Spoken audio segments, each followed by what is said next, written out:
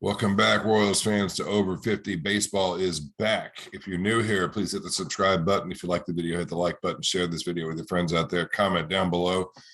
But Major League Baseball will open on April 7th. So I've been trying to hold off on making a Royals video talking about some of the players that they have signed, talking about some of the youth movement that the Royals have that will be coming up this year that we'll be able to see in the majors. And I wanted to see when the lockout ended, and then I was going to go ahead and do something. So hence the lockout ended. And as you can see here, we start out the season with against the Cleveland Guardians. That is going to take a long time to get used to saying that because I've been saying Indians for so long. But it's a 4-game stretch with the Guardians, and then 2 games, as you can see here, on the 12th and 13th of April in St. Louis. And then they come back for 4 games against the Tigers, and then followed by a day off, 3 games against the Twins, and then it's off to Seattle. But got this little bit off Twitter here. We've all heard about Bobby Witt Jr. and how good it looks like he's going to be, and I wanted to just go ahead and show this. This is Bobby Witt taking another prospect deep. First pitch. Here it comes, and just easily puts it out to left field. So Bobby Witt Jr., I can't wait to see this guy when he comes up. It's going to be interesting, though, because the Royals are going to have to do some infield management, because where do you put Mondesi, Nicky Lopez, Whit Merrifield, and Bobby Witt Jr.? I mean, I guess you could put Mondesi at third because he's shown he can do that. Obviously, Bobby Witt at short, Nicky Lopez at second, and probably Whit Merrifield to the outfield. But this is just from Royals.com. Some questions for the Royals heading in. What does the infield look like? Well, I gave you that. They're going to have to see where they're going to be able to put people. The Royals must figure where Mondesi, who is a shortstop, played third base last season, Nicky Lopez, Merrifield, and Bobby Witt Jr. fit into the plans. Part of the decision will be centered around how Witt Jr. performs in camp. Will he force them to put him on the opening day roster, or will he go back to AAA? So that's the first thing that's the first, I guess, shoe that's got to drop, or domino that's got to fall, is you got to see how Bobby Witt Jr. is looking. Who's in the rotation? So, you know, Brad Keller. I've never been really big on Brad Keller, but Brad Keller and Mike Minor are going to be in the rotation. They're pretty much locked there. Then you got Brady Singer, you got Chris Bubic, Daniel Lynch, Jackson Cower, and Carlos Hernandez, John Heasley, and Angel Zerpa. So you've got quite a few guys that could make out the roster. Singer and Bubic have the most starting experience. So that'll be the second thing that the Royals have to figure out.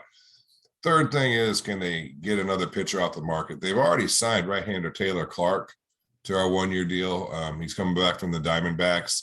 He gives the Royals some depth in the bullpen. The way I kind of would equate this is sort of like, I guess, like a Ryan Madson kind of signing back in 2015 when the Royals, won everything. I think this is kind of like an opportunity for Clark to sort of rebrand himself or reinvent himself.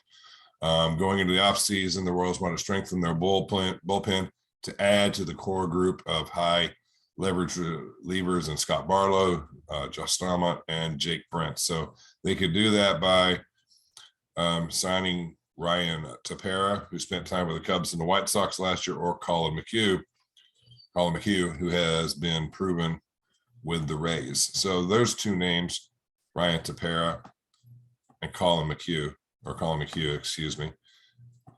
that the Royals could take a look at. And so that brings us to the fourth thing, when are the hitting prospects part of the solution? So they've got to decide when they're going to bring everybody up. They're transitioning young pitchers to the majors, so they got to do the same thing with the hitters.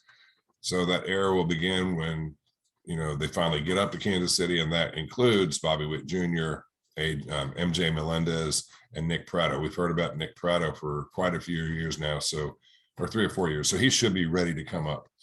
So, but the Royals might want to save. They even got another first baseman, Vinny Pasquantino, but they might want to see him at the AAA level for a full season before he comes up. So the Royals have some pitching prospects to bring up. They have some hitting prospects to bring up. And then can Hunter Dozier and Carlos Santana have bounce back years? Dozier was not very good last year. Santana was not either. They struggled immensely in the offseason. Dozier, I've never seen him hit so poorly. So the Royals are hoping to have Dozier work extensively with Mike Tozar. He's the hitting coach. One of the people that Salvador Perez credits with him having his home run power surge last year. But some of this work was delayed because of the lockout. Because of the lockout, you couldn't work with people. So the Royals are still hoping that Dozier will be able to bounce back, and they're also hoping that Santana will be able to bounce back. I'm just kind of paraphrasing this here for you because I don't want to. I know you can read it if you wanted to, but the Royals might possibly explore a trade with Santana. So that's something new. But are they really going to take on somebody who's 36 that's making $10.5 million? So if Santana stays healthy, the Royals could use him. I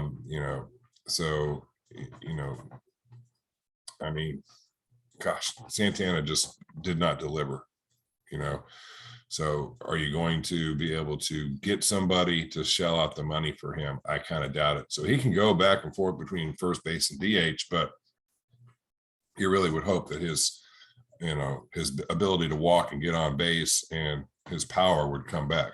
So if both of those guys can bounce back, Kansas City should look pretty good. And that's kind of pretty much what I had for you guys. The little Bobby Witt clip. And where things stand. Some people were wondering if the Royals are going to be big free agents, players. I don't think so. I think if the right person, appears and they can get somebody, a veteran for cheap, they'll probably try to do that. But otherwise, it's the youth movement in Kansas City, and this is the year for the youth to come up and show us what they got. So I'll be bringing you more Royals videos trying to bring them to you on a regular basis. So again, if you're new here, please hit that subscribe button, like the video, share it with your friends out there. And until next time that I have some Royals news, y'all take care. And here we go, Kansas City in 2022. Later.